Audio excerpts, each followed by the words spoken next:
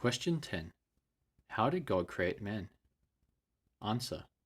God created man, male and female, after his own image, in knowledge, righteousness, and holiness, with dominion over the creatures.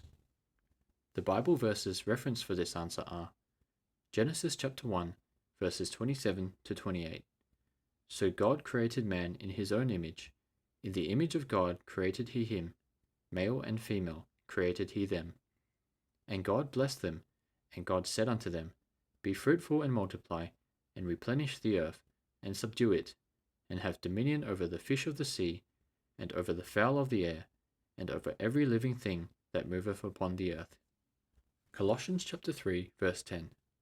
And have put on the new man, which is renewed in knowledge after the image of him that created him. Ephesians chapter 4, verse 24.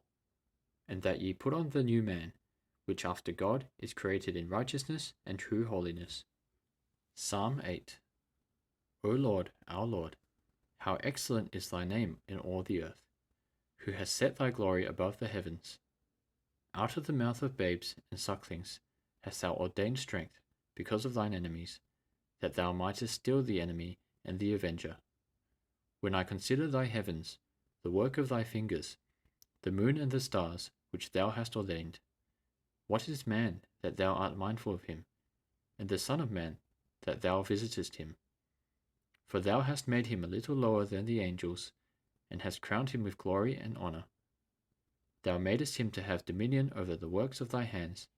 Thou hast put all things under his feet.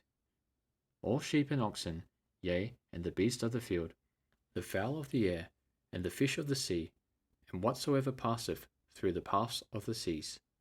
O Lord, our Lord, how excellent is thy name in all the earth.